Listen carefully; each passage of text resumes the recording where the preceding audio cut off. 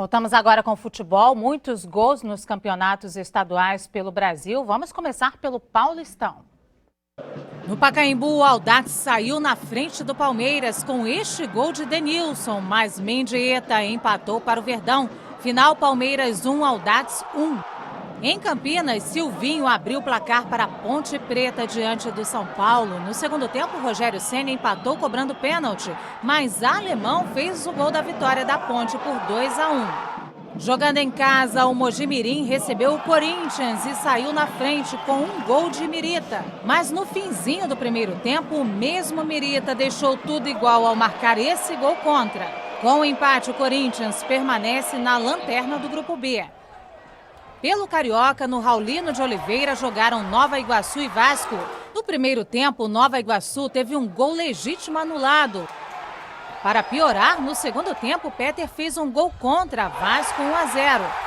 Mas no finzinho do jogo, Raine deixou tudo igual. Final Nova Iguaçu em sétimo 1, Vasco terceiro 1. Pelo Gauchão, na Arena do Grêmio, o Internacional saiu na frente no Grenal com este gol de Fabrício. Barcos de pênalti fez o gol de empate em 1-1. Pelo Campeonato Mineiro, o Cruzeiro derrotou o América Mineiro por 2 gols quase iguais. Em ambos, o William bateu falta para a área e Léo completou de cabeça. Final Cruzeiro 2, América Mineiro 0. Pelo Campeonato Paraense, o Remo goleou o Cametá por 4-1 e enfrenta o Paysandu na final do primeiro turno. Sérgio do Bocage, boa tarde para você.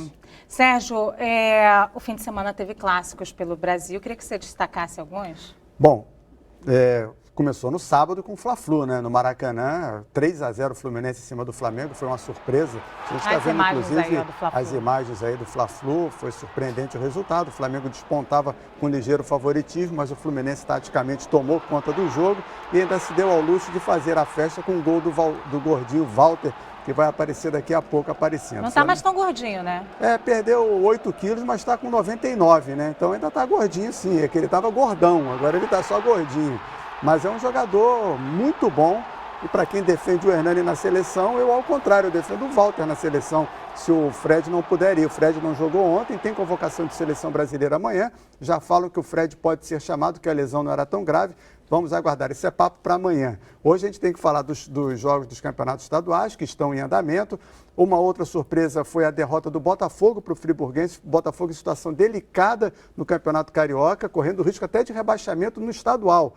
E o Vasco ontem, que a gente viu, tropeçou contra o Nova Iguaçu, perdeu a chance da liderança da Taça Guanabara, mas ainda está na disputa. Então, o Rio de Janeiro, Flamengo, Vasco, Fluminense estão bem, o Botafogo está mal. No Campeonato Paulista...